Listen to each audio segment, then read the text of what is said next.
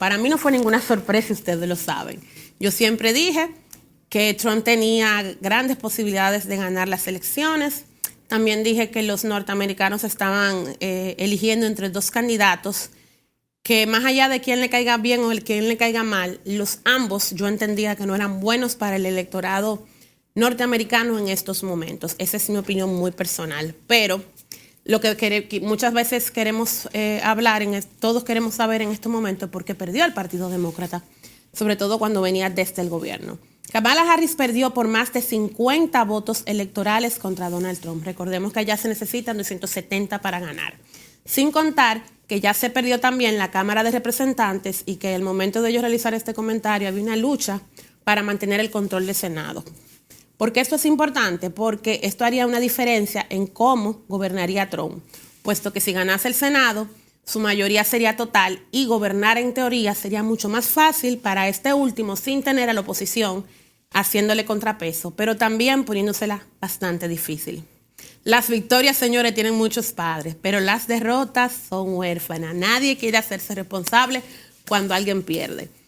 Sin embargo, vale la pena analizar cómo un candidato con procesos judiciales abiertos y que tiene hasta condenas, que es abiertamente racista, clasista, misógino y para algunos anti-inmigrante, a pesar de ser descendiente de inmigrantes.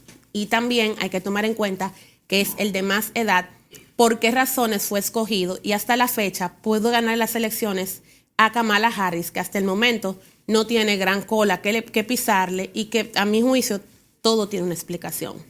Yo diría que se juntaron varios factores. Primero fue el desempeño del presidente Biden, que es por decirlo menos deficiente.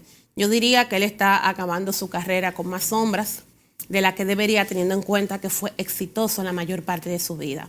Y se sabía que esto iba a afectar. Y sin embargo, se le permitió que se mantuviera como candidato hasta 100 días antes. Y porque ya era demasiado obvio el deterioro físico y cognitivo del presidente Biden, haciendo que mucha gente se preguntara si realmente Biden es que está gobernando.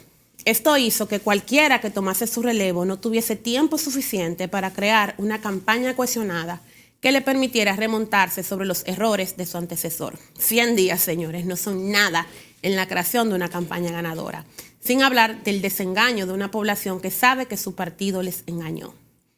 El anuncio de Biden en abril del año 2023 de que se presentaría a la reelección fue recibido con escepticismo por muchos demócratas. Pero los posibles rivales rápidamente aceptaron unirse a su campaña como asesores, en lugar de desafiarlo. Me imagino que por aquello de que con los presidentes no se discute.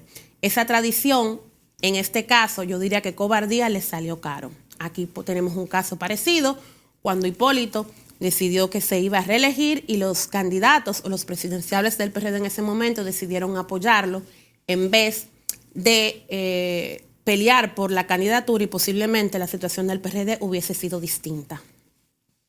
El partido necesita un reinicio completo, remarcó en X el administrador de fondos de cobertura Bill Ackman, un donante demócrata de larga data que apoyó a Trump, sin embargo, en el 2024. El partido mintió al pueblo estadounidense sobre la salud cognitiva y la aptitud física del presidente.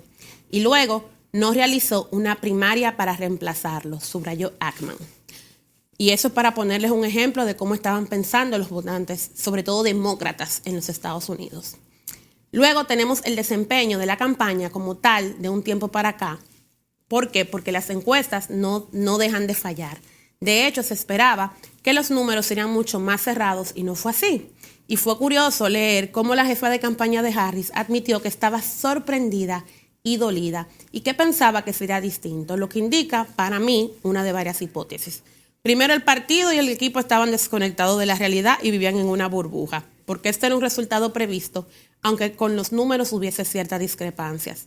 El método de investigación o análisis está fallando, o lo que se está publicando no son los números reales, sino un intento de manipulación del electorado, o le están mintiendo a aquellos que mandan a hacer las encuestas, o la población, ante candidatos tipo Trump, que uno se avergüenza de decir en voz alta que los prefieren, entonces hace que uno dé una opinión que no se corresponde con la realidad. Y en cualquier caso, el trabajo de tierra debió haberles mostrado el descontento de la población. Traducido al español, eso significa que si yo quería votar por Trump, me daba vergüenza decirlo, y entonces yo daba una respuesta a las encuestadoras y eso terminó creando una diferencia entre lo que en realidad estaba pasando versus lo que ellos pensaban que estaba pasando, solamente llevándose de lo que decían las encuestas. Si ellos hubiesen estado haciendo un trabajo de suelo, esto les hubiese permitido saber que lo que estaban viendo en redes, en medios de comunicación y en las encuestas no era real. Pero como hay mucha tela por donde cortar, vámonos a una pausa comercial y enseguida regresamos con más de RD al Descubierto.